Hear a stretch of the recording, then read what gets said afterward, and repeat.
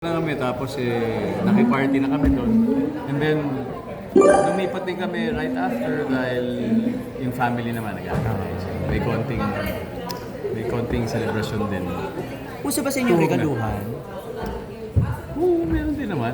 Hindi ka ba nahihirapan magregalo kay Marian para sa kanya ng lahat ng... Nako, alam mo si Marian nahilig din siya sa mga simpleng bagay na nagagamit niya araw-araw. So, mahirap kapag damit kasi alam niya yung gusto niya. Mahirap para baka magkamali. Anong gift niya sa'yo? Ano masabi? Ikaw madali lang. Pero ikaw, anong hilig mo? Watch. Hindi, ako. Ayun ka watch. Wala pang sagot eh. Hindi, ako talagang simpleng bagay. Magluto lang siya ng paborito. Ano yung paborito? Yung mga kids mo, they write cards. They write cards, yeah. Tapos maghanda lang siya ng breakfast. Ganun. Okay, Breakfast in bed. mga ganun. Doon masaya. Ilang taon na yung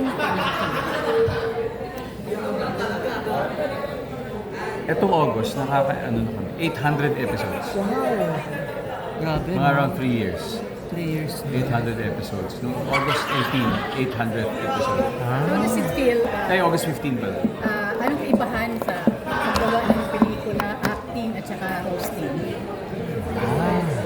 Iba kasi ito, you're just yourself. Yan naman yan. You're just yourself. Wala kang role na ginagampay. Although hindi, a role of a host, di ba? But I mean like another character, di ba? Wala naman ganun.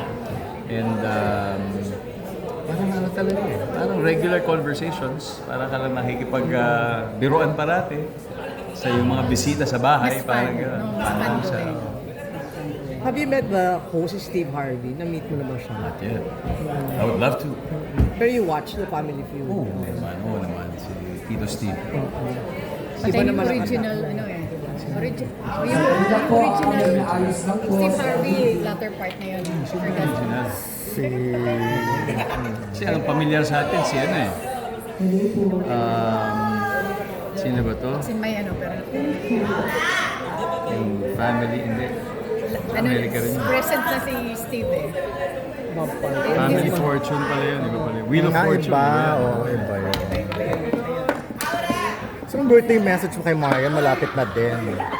Oo, sa kanya. Well, sa kanya, sana hindi, pagpatuloy niya yung kanyang paggawa ng mga pelikula. Kasi nahanap niya yung kanyang renewed passion sa filmmaking. Ano kayo eh? Tsaka naghanap pa rin siya ng fashion influencing din siya, no? Na-invite sa mga events, sa mga fashion. Oo. Meron din Naka-attend ka ganun. na ba? Sa Singapore yung pinaka-last eh. Wala ako sa Singapore. Nung nag-Milan yan, sinamahan ko siya. Ako yung kanyang tigabuhat ng maleta. Photographer. Ako ang kanyang alalay doon. Masaya. Siya style ka rin ba ni Marian sometimes? Nagtatanong lang ako sa kanya, parang okay ba to? Hindi, ito okay yan. Basic. Going back sa mga okasyon, hindi kayo hindi kayo ma-fabulous, hindi magarbo pag nagse-celebrate kayo. Like itong birthday ni Marian, meron na ba kayong plano? So, simple lang. We'll just be Gusto with yung family. intimate pa natin. Tapos, siguro, yun lang. Lunch with family, gano'n lang. Siguro pag mga, syempre, mga big event niya, pag mga, so, kaka-40 lang niya last year. 41 na siya ngayon. Ayun.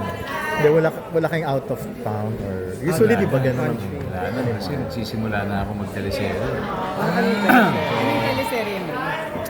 Hindi pa ko sure yung title. Bawal pa. Pero kay Shubi yan. Kasama Oh, yun ang in-announce nila eh. Sino? Si Shubi? Shubi Si Charlie and Shardy Flo. Talaga? first batch pala ng guests yun. Ay, guests yun. I mean, ang cast yun. Original material. Original material. Original material. Wala pa kayong plano na sundan yung ibang? Ay. Parang hindi... Fast forward na. Hindi na fast forward na. Parang sa tingin ko po yung ganong kwento ay mahirap talaga po sundan. Kung gagawa po kami, I think it has to be something different. Para din naman may bago ring napanood namin. So, although it's really hard to top it. I mean, di ba? In terms of story. Kaya dapat ibang, siguro, ibang tema, ibang... Paano ka mature pag Napakahusay mo. Paano man pa? Paano ka humusay? Mahirap na sagot. Yung ganun. Mahirap na sagutin yun Ay, eh. siya makapaniwala. Yung Parang, ganun kahusay, ha? siguro, Nahilog na. kailangan Pinagtipan kailangan ng nasa parating consciousness ko na hindi ako mahusay.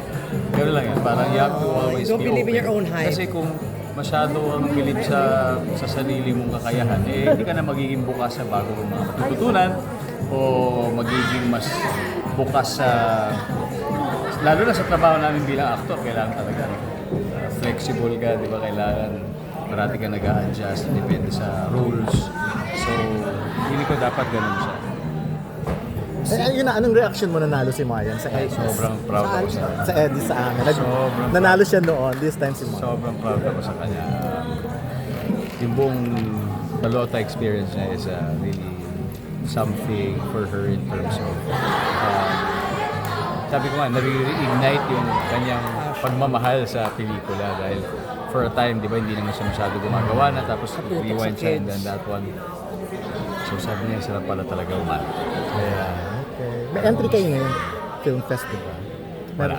Wala di, Last na lang. Kung saan sakali i-remake ang Marimar, willing kayo ni Mariam Sana maging movie, cast ulit. Uy, mahan. Oo, diyan kayo nag-meet. Willing kayo Oo, sumuporta. why not? Pero siyempre hindi, may ano, siguro baka cameo, di ba? Oo, Cameo. definitely. Baka siguro ako yung tatay ni ako si Santibanez, baka gano'n. Tapos siya, baka isang Yung role kids na. niyo papayagan niyo mag-showbiz. Okay, Eventually. Thank you. Of age na.